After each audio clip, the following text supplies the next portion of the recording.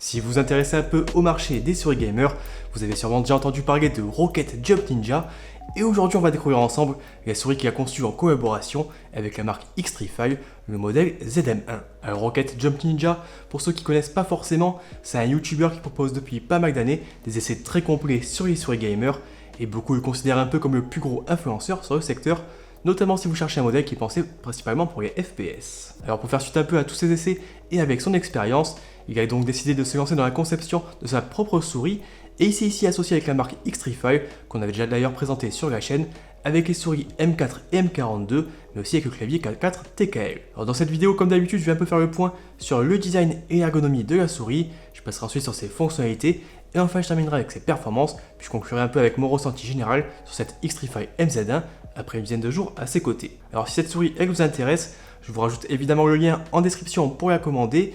On la retrouve notamment sur le site Stealth Gamer et je les remercie au passage car c'est grâce à eux que j'ai pu la tester.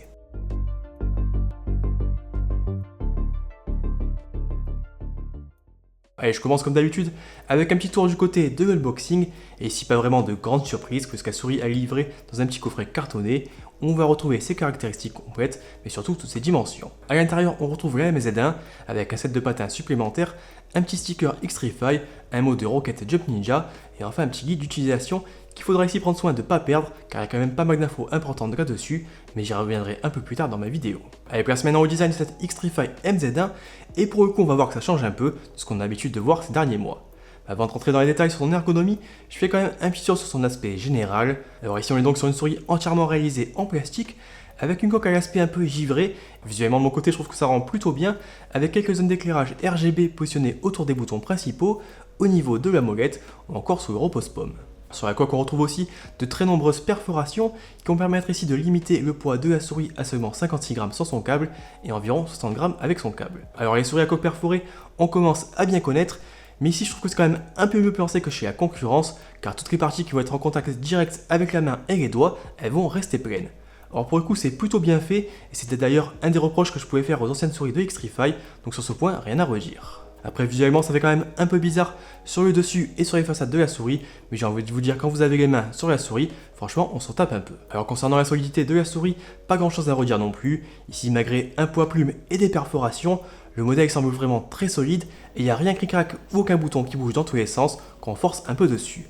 Alors pareil quand on secoue la souris, il n'y a aucun jeu à signaler et ça c'est plutôt bon signe niveau durabilité. Allez, je passe maintenant sur les dimensions et la forme de cette MZ1 et c'est probablement ici le principal point qui va la différencier par rapport à la concurrence. Alors plutôt que de repartir sur une forme qu'on a déjà vue et de simplement un peu ajuster les dimensions, ici Rocket Jump Ninja il a moulé cette coque à partir de ses propres besoins pour arriver à quelque chose qui, comme vous le voyez, est assez atypique. Alors le premier point à noter, c'est qu'on est sur un modèle très compact avec seulement 111 mm de longueur. Pour la largeur, on est à environ 58 mm à l'avant, 52,5 mm au niveau du grip et 58,5 mm à l'arrière. Alors ici, je vous la compare un peu par rapport à d'autres souris afin que vous puissiez un peu vous faire une meilleure idée de ce que ça donne en pratique. Alors à côté de ces dimensions, l'autre point qui va un peu la démarquer de la concurrence, ça va être la forme et la position de sa bosse. Ici elle est placée sur l'arrière et avec une courbure très franche. Alors la première utilisation ça peut paraître un peu déroutant, mais finalement on s'y fait assez vite et ça permet d'obtenir un bon confort mais surtout un très bon maintien, notamment pour une prise en main ankle grip ou en fingertips. Alors après évidemment comme souvent c'est une question de préférence et c'est un peu à chaque joueur de voir un peu l'ergonomie qui lui convient pour viser le mieux. Et alors ici je ne peux pas forcément choisir pour vous puisque ça va dépendre un peu de votre prise en main et de la taille de votre main, mais au moins en comparant un peu face à d'autres souris, j'espère que ça vous aidera un peu à faire votre choix. Gardez quand même à l'esprit que le design de cette MZ1 il reste assez particulier et qui ne sera pas forcément adapté à tous. Allez, je passe maintenant sur les commandes et on va d'abord retrouver les deux clics principaux qui proposent une petite courbure au niveau du maintien des doigts. Alors sous les palettes, on va retrouver des switches Key GM 8.0 offrant une activation particulièrement convaincante avec des clics qui sont bien réactifs et bien marqués sans pré ni post-travel. Entre les deux boutons, la molette propose également un défilement agréable avec des crans moyennement marqués et plutôt silencieux. Derrière, on va retrouver un unique bouton supplémentaire dont la fonction pourra être personnalisée, mais ça je vais y revenir juste après. Les deux derniers boutons sont positionnés sur la façade gauche et là encore ils présentent une activation très convaincante. Ils sont plutôt compacts mais restent quand même faciles d'accès, positionnés juste au-dessus du pouce.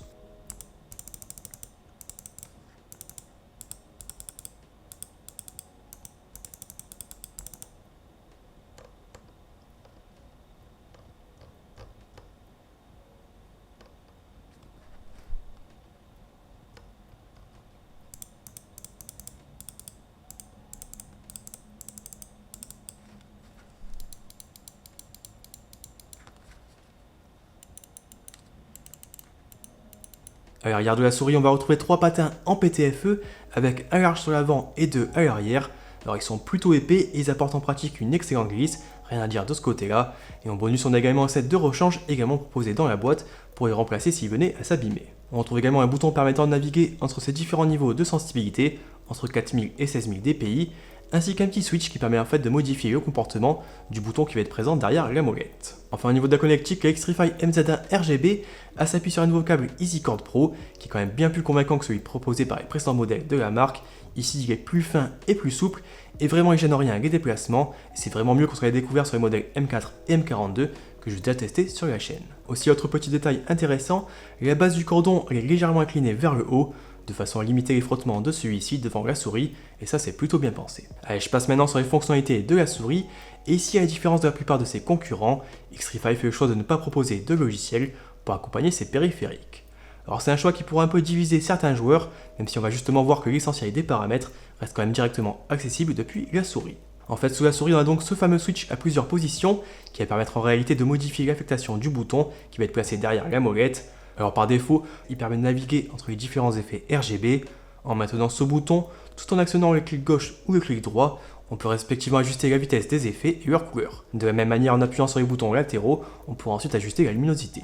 Si on bascule ensuite sur le mode PR, on va pouvoir ajuster directement le polling rate depuis la souris, de 125 à 500 Hz ou à 1000 Hz. Même principe avec le mode LOD, qui permet de choisir une distance de lift-off entre 1 ou 2,5 mm. Enfin, le dernier mode transforme le bouton en raccourci F11. Alors d'après la marque, c'est une des touches qui est le moins utilisée en jeu, et on pourra donc y attribuer la commande de son choix, puis l'activer facilement directement depuis la souris. On a aussi une dernière manipulation qui permet de modifier un peu le délai de rebond des switches principaux, en appuyant sur tous les boutons de la souris en même temps, sauf celui qui est placé en dessous. On peut choisir un délai entre 2, 4, 8 ou 16 millisecondes. Alors tous ces réglages s'accompagnent d'indicateurs lumineux au niveau du RGB de la souris, et je vous conseille donc de garder le petit manuel d'utilisation qui va un peu vous détailler tout ça, afin de vous y retrouver plus facilement. Alors pour ce qui est du capteur, cette MZ1, elle embarque un modèle Pixar PMW 3389, et ici comme d'habitude pas grand chose à redire, puisqu'il a déjà fait ses preuves à de nombreuses reprises. On est donc sur un modèle plutôt haut de gamme, qui a pour grimper jusqu'à 16000 dpi, encaisser des vitesses de 400 IPS, ou encore des accélérations de 50 G. Alors vraiment rien à redire du côté du tracking, et comme je le répète assez souvent, c'est plus forcément sur ce point qu'on va venir choisir sa souris, mais plutôt sur le poids, la forme ou encore l'ergonomie générale. Alors maintenant au niveau de l'utilisation même de la souris, vraiment pas grand chose à reprocher. Comme je l'ai expliqué un peu plus tôt, les différents boutons sont tous bien réactifs et dans l'ensemble la souris est vraiment maniable entre son poids plume, son format très compact et son câble bien flexible. Après évidemment au niveau de la prise en main, ça va un peu dépendre des habitudes de chacun et de vos préférences en termes d'ergonomie. Et comme je l'ai précisé ici, cette MZ1 reste quand même assez atypique. Moi de mon côté je préfère les souris légèrement plus grosses, mais vraiment ici, si cette ergonomie elle vous convient, je pense que vous devrez vraiment très apprécier cette souris. Allez, du coup je pense un peu avoir fait le tour de cette Xtrfy MZ1, et pour le coup je trouve que c'est vraiment une souris intéressante, qui change un peu des modèles ultra légers qu'on a récemment croisés sur le secteur. Alors forcément c'est un peu plus risqué, mais je pense que la souris devrait quand même pouvoir trouver son public, notamment sur les amateurs de souris compactes et légères, mais également les amateurs de fingertips. Après il reste aussi la question du prix, et ici je la trouve un peu chère avec un tarif de 79 €. Alors c'est 20 € de plus qu'une Xtrfy M42, et même 30 € de plus qu'une Cooler Master MM711, ou encore une Razer Viper Mini, 3 souris qui sont également très compactes et très légères. Alors je vous les ai tout testés sur la chaîne, donc n'hésitez pas également à consulter ces vidéos si ça vous intéresse, je vous rajoute évidemment tous les liens en description.